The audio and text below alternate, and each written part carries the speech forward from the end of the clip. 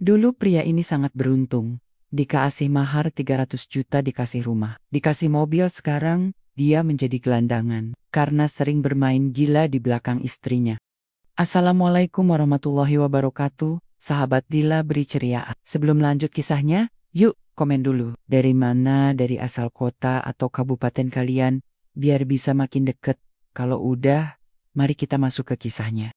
Di pagi-pagi dengan suasana masih dingin, saya termangu dengan apa yang terjadi sekarang ini. Duduk di pojok trotoar sempit di bilangan Jakarta Selatan, dengan jaket usang yang dulu pernah saya beli dari toko branded, kini hanya menjadi kain tak berguna yang tak mampu menghalau dingin.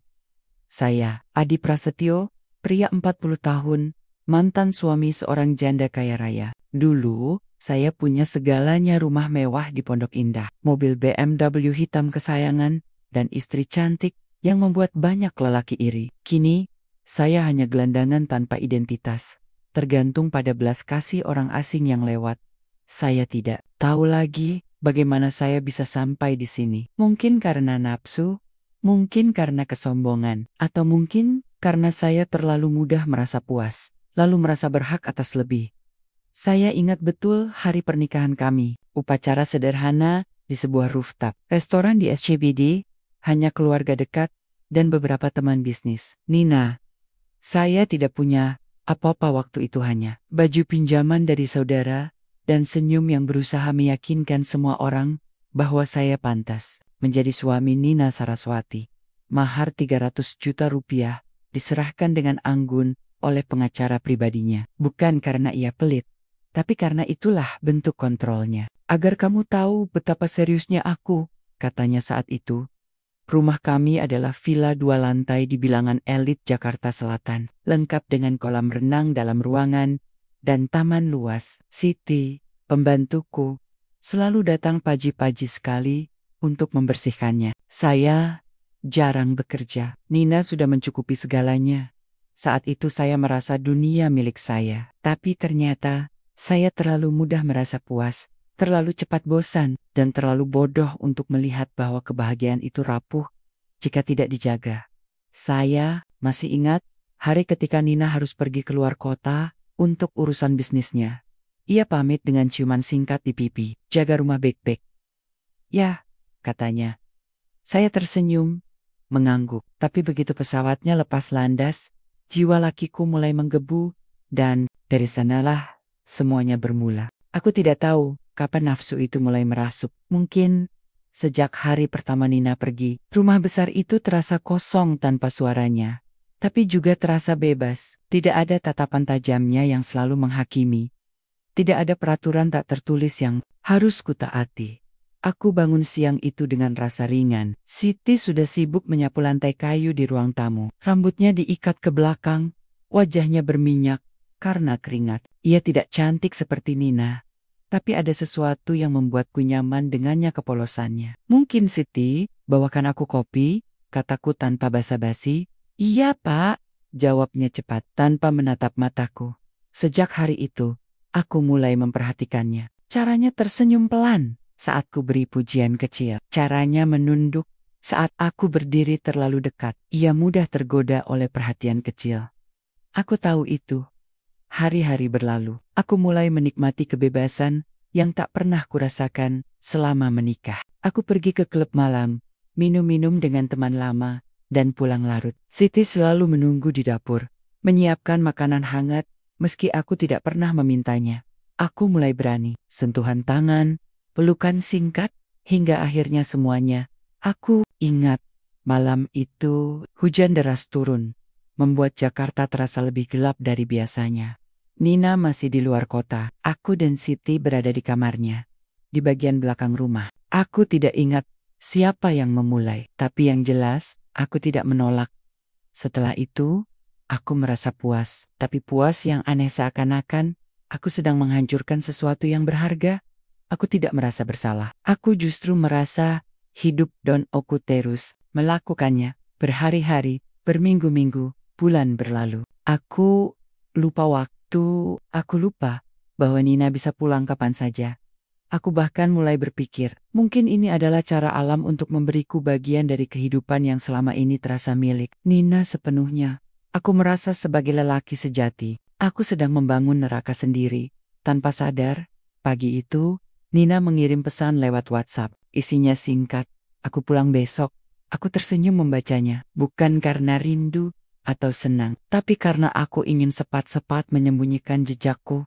Siti mulai menjaga jarak. Ia tidak lagi menemui mataku saat membawakan sarapan. Ia bahkan berhenti menyapaku pagi-pagi. Akulah alasan di balik ketakutannya. Beberapa hari setelah itu, Nina mengirim pesan singkat lewat WhatsApp. Hanya kata-kata pendek. Aku pulang besok. Aku tersenyum membacanya. Bukan karena rindu atau senang, tapi karena aku ingin cepat-cepat menyembunyikan jejakku. Siti mulai menjaga jarak. Ia tidak lagi menemui mataku saat membawakan sarapan. Ia berhenti menyapaku pagi-pagi. Aku tahu ia takut, dan mungkin akulah alasan di balik ketakutannya. Beberapa minggu berlalu, aku mulai merasakan perubahan.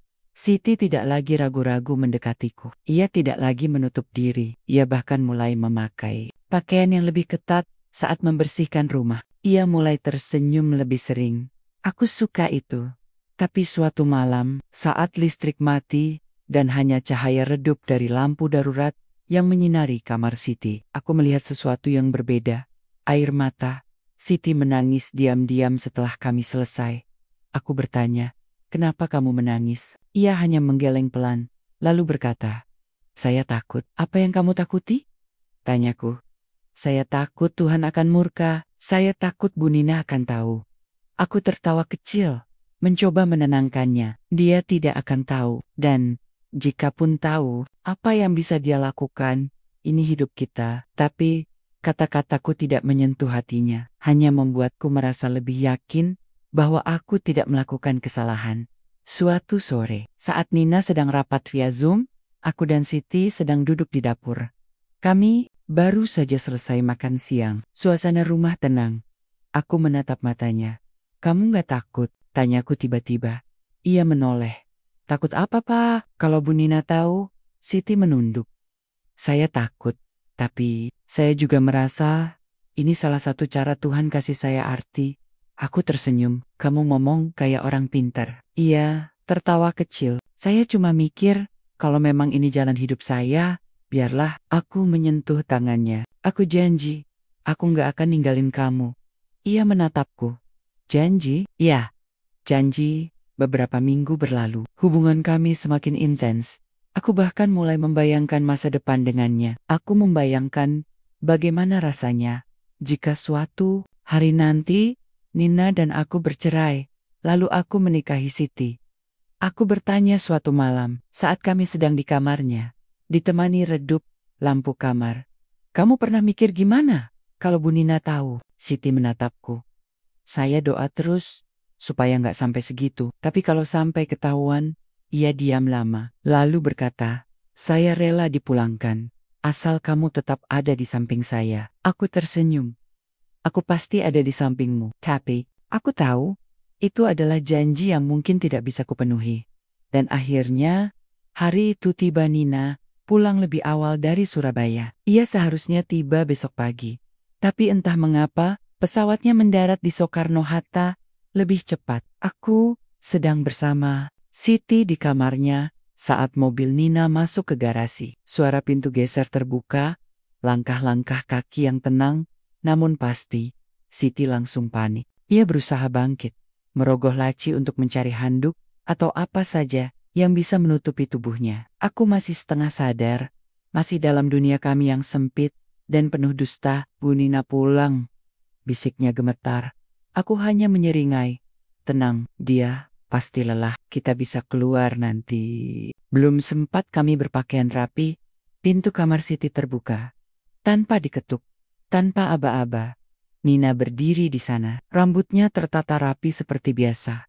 Matanya dingin, wajahnya datar, tapi ada sesuatu di dalamnya, sesuatu yang membuatku ingin menghilang. Dari muka bumi, aku tidak bisa berkata apa-apa. Siti menangis, memohon-mohon. Ia mencoba menjelaskan bahwa semuanya adalah kesalahannya, bahwa aku tidak tahu apa-apa, tapi Nina tidak mendengarkan. Ia hanya menatapku, diam, dan kemudian berkata, "Keluar, Sektor." Aku mulai terbiasa dengan ritme baru dalam hidupku. Setiap hari berlalu seperti film yang sama. Nina pergi, aku bebas. Siti menunggu, dan kami menjalani hubungan rahasia itu. Si kenekan, tidak ada dosa yang sedang kusembunyikan. Rumah besar itu menjadi saksi bisu dari semua kesalahanku. Di siang bolong yang sunyi, di malam gelap yang penuh gairah, aku dan Siti mengisi kekosongan yang sebenarnya tak bisa dipenuhi oleh nafsu semata. Tapi aku memaksa diriku untuk percaya bahwa ini adalah hal yang benar. Aku meyakinkan diri sendiri bahwa Nina tidak pernah memberiku ruang untuk menjadi lelaki seutuhnya. Bahwa ia terlalu sibuk dengan bisnisnya, terlalu dingin di ranjang, terlalu sering melihatku sebagai objek yang dimiliki, bukan sebagai suami. Padahal, mungkin itulah cara dia melindungi dirinya. Suatu malam, saat hujan deras turun dan listrik mati, aku masuk ke kamar Siti tanpa pikir panjang. Ia tampak ketakutan, tapi tidak menolak. Kami bercinta dalam gelap, hanya ditemani cahaya redup dari lampu darurat kecil yang biasa digunakan saat pemadaman. Saat itu, entah mengapa, aku merasa bersalah untuk pertama kalinya. Bukan karena berkhianat pada Nina, tapi karena Siti menangis. Diam-diam, setelah semuanya selesai, ia mencoba menyembunyikannya. Tapi air mata itu jatuh satu persatu di pipinya. Aku bertanya, "Kenapa kamu menangis?" Ia hanya menggeleng pelan, lalu berkata, "Saya takut." "Apa yang kamu takuti?" tanyaku. "Saya takut Tuhan akan murka. Saya takut Bu Nina akan tahu." Aku tertawa kecil, mencoba menenangkannya. Dia tidak akan tahu, dan jikapun tahu, apa yang bisa dia lakukan? Ini hidup kita. Tapi kata-kataku tidak menyentuh hatinya, hanya membuatku merasa lebih yakin bahwa aku tidak melakukan kesalahan. Beberapa hari setelah itu, Nina mengirim pesan singkat lewat WhatsApp, hanya kata-kata pendek. "Aku pulang besok." Aku tersenyum membacanya. Bukan karena rindu atau senang, tapi karena aku ingin cepat-cepat menyembunyikan jejakku. Siti mulai menjaga jarak. Ia tidak lagi menemui mataku saat membawakan sarapan. Ayek berhenti menyapaku pagi-pagi. Aku tahu ia takut, dan mungkin akulah alasan di balik ketakutannya. Beberapa minggu berlalu, aku mulai merasakan perubahan. Siti tidak lagi ragu-ragu mendekatiku. Ia tidak lagi menutup diri. Ia bahkan mulai memakai pakaian yang lebih ketat saat membersihkan rumah. Ia mulai tersenyum lebih sering. Aku suka itu. Tapi suatu malam, saat listrik mati dan hanya cahaya redup dari lampu darurat yang menyinari kamar Siti, aku melihat sesuatu yang berbeda. Air mata. Siti menangis diam-diam setelah kami selesai. Aku bertanya, "Kenapa kamu menangis?" Ia hanya menggeleng pelan, lalu berkata, "Saya takut." "Apa yang kamu takuti?" "Saya takut Tuhan akan murka. Saya takut Bu Nina akan tahu." Aku tertawa kecil, mencoba menenangkannya. Dia tidak akan tahu, dan jikapun tahu, apa yang bisa dia lakukan? Ini hidup kita. Tapi kata-kataku tidak menyentuh hatinya, hanya membuatku merasa lebih yakin bahwa aku tidak melakukan kesalahan. Suatu sore, saat Nina sedang rapat via Zoom, aku dan Siti sedang duduk di dapur. Kami baru saja selesai makan siang. Suasana rumah tenang. Aku menatap matanya. "Kamu gak takut?" tanyaku tiba-tiba. Ia menoleh. "Takut apa, Pak? Kalau Bu Nina tahu?" Siti menunduk. "Saya takut. Tapi, saya juga merasa ini salah satu cara Tuhan kasih saya arti." Aku tersenyum. "Kamu ngomong kayak orang pintar." Ia tertawa kecil. "Saya cuma mikir, kalau memang ini jalan hidup saya, biarlah." Aku menyentuh tangannya. "Aku janji, aku nggak akan ninggalin kamu." Ia menatapku. "Janji?" "Iya, janji." Beberapa minggu berlalu, hubungan kami semakin intens. Aku bahkan mulai membayangkan masa depan dengannya. Aku membayangkan bagaimana rasanya jika suatu hari nanti Nina dan aku bercerai, lalu aku menikahi Siti. Aku bertanya suatu malam, saat kami sedang di kamarnya, ditemani redup lampu kamar, "Kamu pernah mikir, gimana kalau Bu Nina tahu?" Siti menatapku. Saya doa terus supaya nggak sampai segitu. Tapi kalau sampai ketahuan, ia diam lama, lalu berkata, Saya rela dipulangkan, asal kamu tetap ada di samping saya. Aku tersenyum. Aku pasti ada di sampingmu. Tapi, aku tahu, itu adalah janji yang mungkin tidak bisa kupenuhi. Dan akhirnya, hari itu tiba Nina, pulang lebih awal dari Surabaya. Ia seharusnya tiba besok pagi. Tapi entah mengapa pesawatnya mendarat di Soekarno-Hatta lebih cepat. Aku sedang bersama Siti di kamarnya saat mobil Nina masuk ke garasi. Suara pintu geser terbuka, langkah-langkah kaki yang tenang, namun pasti. Siti langsung panik. Ia berusaha bangkit, merogoh laci untuk mencari handuk atau apa saja yang bisa menutupi tubuhnya. Aku masih setengah sadar. Masih dalam dunia kami yang sempit dan penuh dusta, Pak. Bu Nina pulang. Bisiknya gemetar. Aku hanya menyeringai. Tenang, dia pasti lelah. Kita bisa keluar nanti. Belum sempat kami berpakaian rapi, pintu kamar Siti terbuka. Tanpa diketuk, tanpa aba-aba. Nina berdiri di sana. Rambutnya tertata rapi seperti biasa.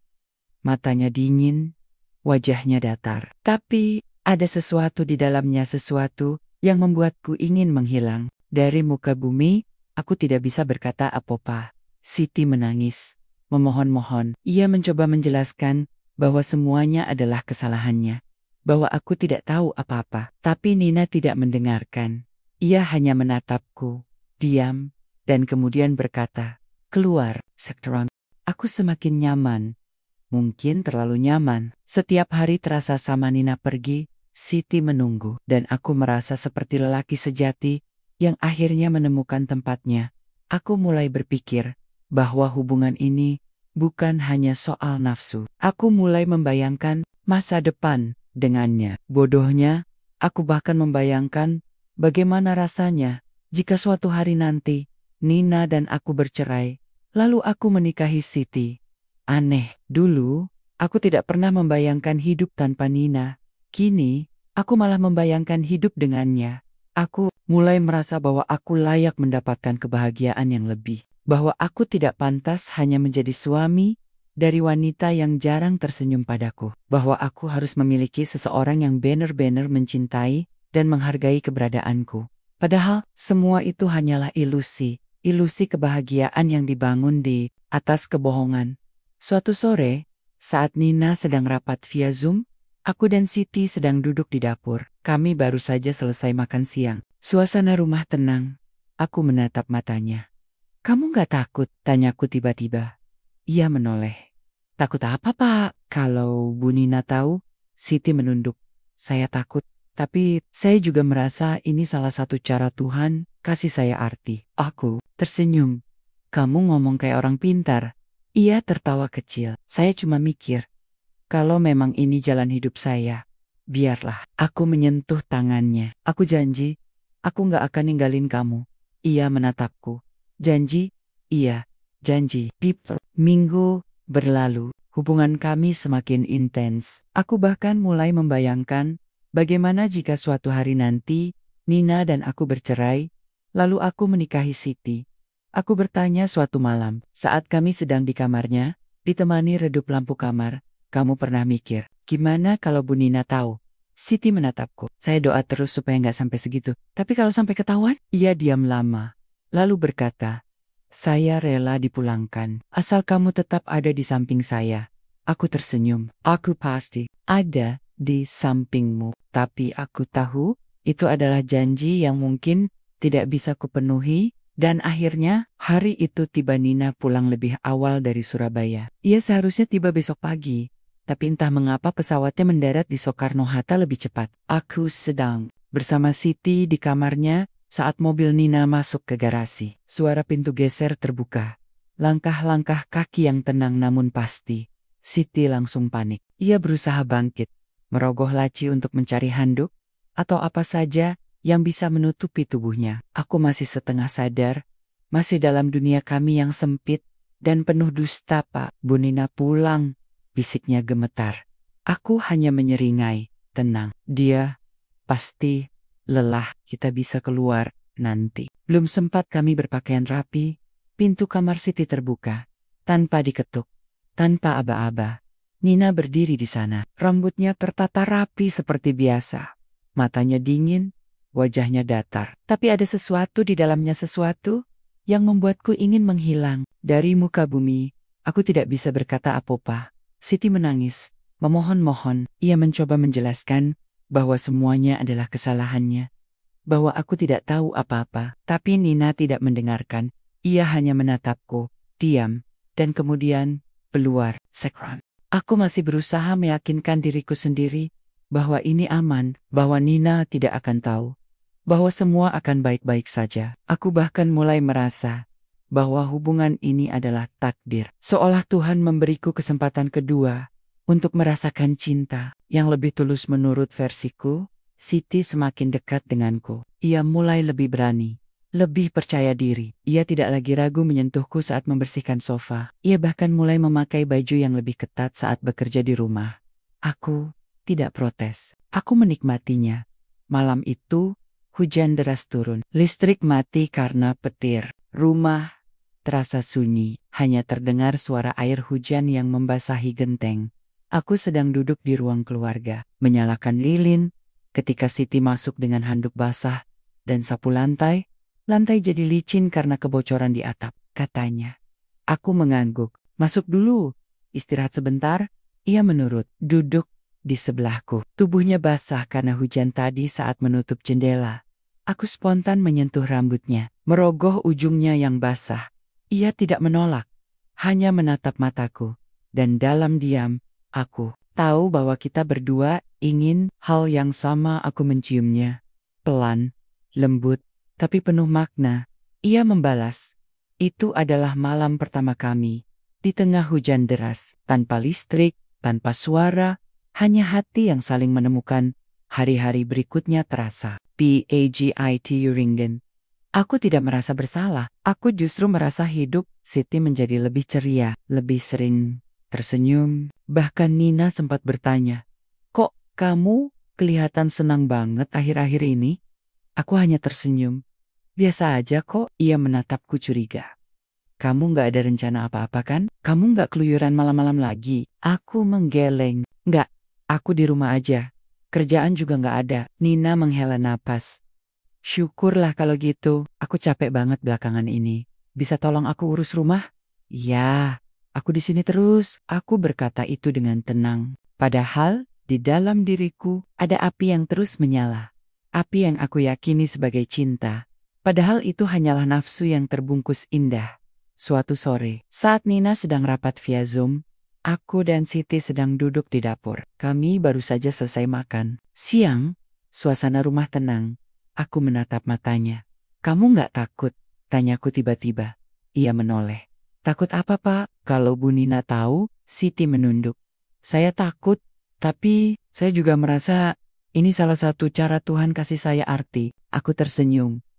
"Kamu ngomong kayak orang pintar." Ia tertawa kecil. "Saya cuma mikir kalau memang ini jalan hidup saya, biarlah." Aku menyentuh tangannya. "Aku janji, aku nggak akan ninggalin kamu." Ia menatapku. "Janji, ayah?" "Janji." Beberapa minggu berlalu.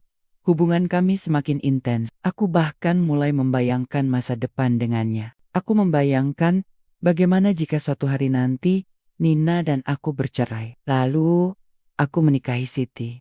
Aku bertanya suatu malam, saat kami sedang di kamarnya, ditemani redup lampu kamar, "Kamu pernah mikir, gimana kalau Bu Nina tahu?" Siti menatapku. "Saya doa terus supaya nggak sampai segitu. Tapi kalau sampai ketahuan," ia diam lama. Lalu berkata, "Saya rela dipulangkan, asal kamu tetap ada di samping saya." Aku tersenyum. "Aku pasti ada di sampingmu." Tapi aku tahu, itu adalah janji yang mungkin tidak bisa kupenuhi. Dan akhirnya, hari itu tiba. Nina pulang lebih awal dari Surabaya. Ia seharusnya tiba besok pagi. Tapi entah mengapa, pesawatnya mendarat di Soekarno-Hatta lebih cepat. Aku bersama Siti di kamarnya. Saat mobil Nina masuk ke garasi, suara pintu geser terbuka, langkah-langkah kaki yang tenang, namun pasti. Siti langsung panik. Ia berusaha bangkit, merogoh laci untuk mencari handuk, atau apa saja yang bisa menutupi tubuhnya. Aku masih setengah sadar, masih dalam dunia kami yang sempit dan penuh dusta, Pak. Bu Nina pulang, bisiknya gemetar. Aku hanya menyeringai. Tenang, dia pasti lelah. Kita bisa keluar nanti. Belum sempat kami berpakaian rapi, pintu kamar Siti terbuka. Tanpa diketuk, tanpa aba-aba. Nina berdiri di sana. Rambutnya tertata rapi seperti biasa. Matanya dingin, wajahnya datar. Tapi ada sesuatu di dalamnya, sesuatu yang membuatku ingin menghilang. Dari muka bumi, aku tidak bisa berkata apa-apa. Siti menangis, memohon-mohon. Ia mencoba menjelaskan bahwa semuanya adalah kesalahannya. Bahwa aku tidak tahu apa-apa. Tapi Nina tidak mendengarkan. Ia hanya menatapku.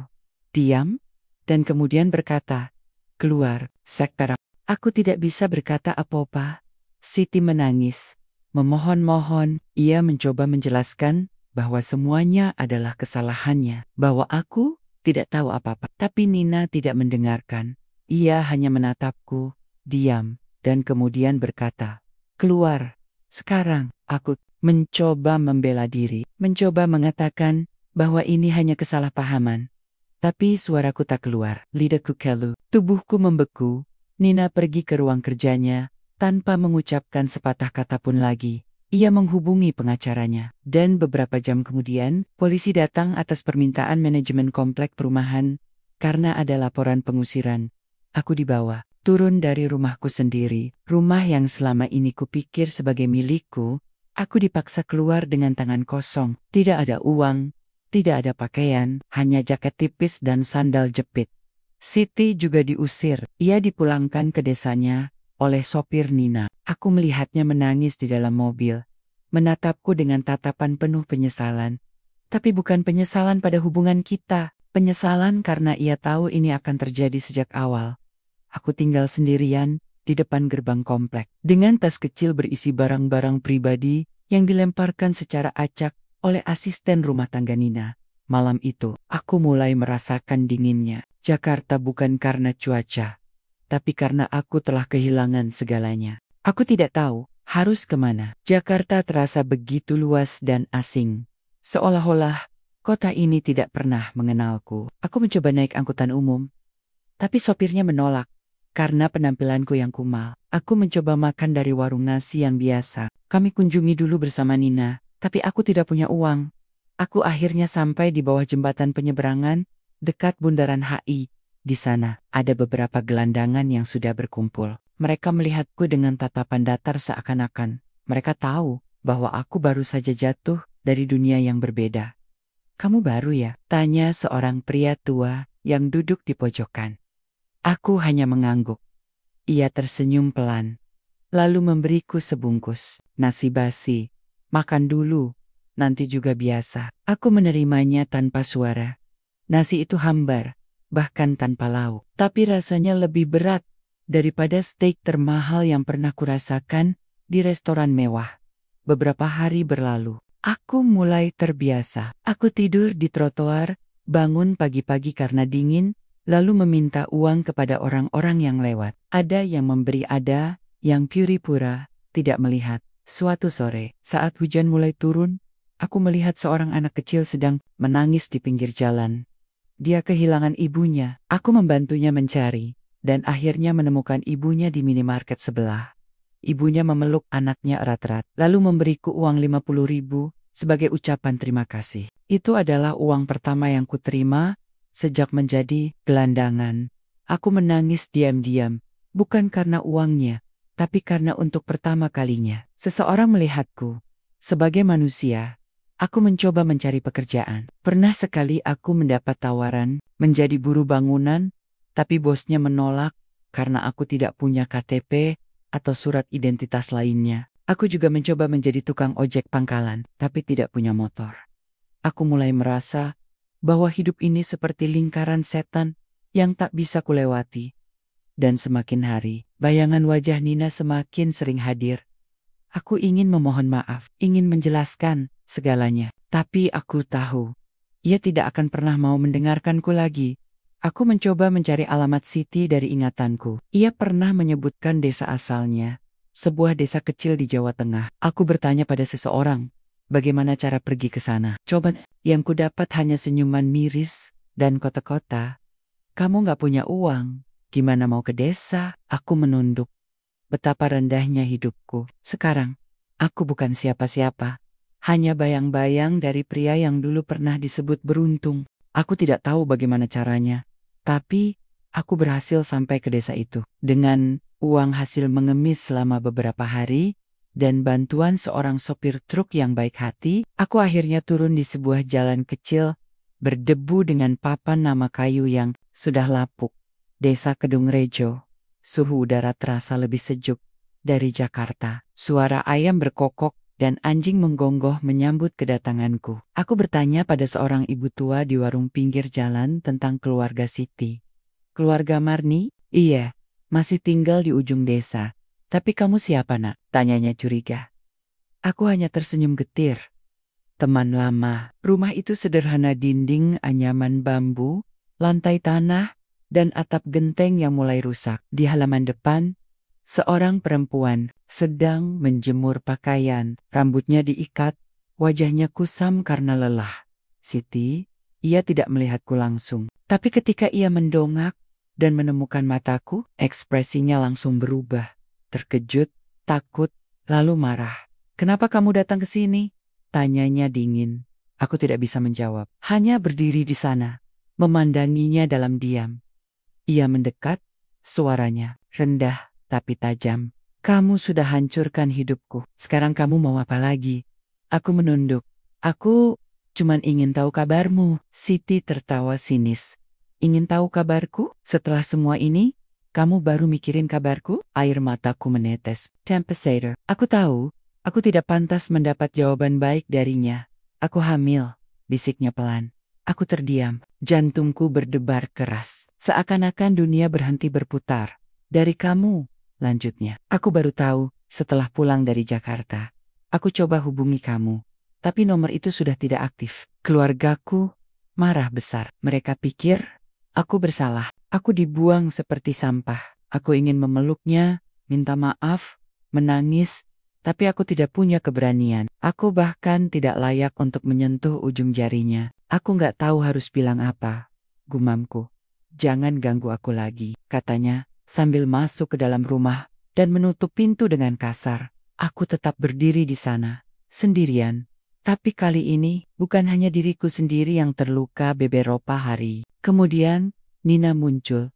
Ia datang sendirian, mengendarai mobil mewahnya, berhenti di depan rumah Siti. Aku sedang menyiram tanaman di halaman. Ia turun dari mobil, memandangku dalam diam. Aku tidak tahu harus berkata apa. Kamu sudah tahu? Tanyanya pelan. Aku mengangguk. Bagaimana kamu bisa tahu? Aku punya orang yang tetap memantau Siti. Jawabnya dingin. Aku tidak ingin dia sendirian. Tapi aku tidak menyangka. Menghela napas. Aku tidak kemari untuk membencimu. Aku kemari karena aku ingin tahu apakah kamu benar-benar berubah. Aku menatap matanya. Aku tidak berharap kamu menerimaku kembali. Aku tidak berharap apa-apa, tapi aku ingin memperbaiki semuanya. Aku ingin jadi ayah yang baik untuk anakku. Aku ingin Siti tahu bahwa aku tidak akan menghilang lagi. Nina diam lama. Lalu ia berkata, kalau kamu benar-benar serius, aku bisa bantu, tapi kamu harus berjanji kali ini, kamu tidak akan menyakitinya. Aku mengangguk. Terima kasih, kataku. Nina tidak menjawab. Ia hanya masuk kembali ke mobilnya dan pergi. Aku tetap berdiri di sana, menyaksikan mobilnya menghilang di balik debu jalan desa. Dan untuk pertama kalinya dalam hidupku, aku merasa bahwa mungkin saja, aku masih punya kesempatan untuk menjadi manusia yang lebih baik.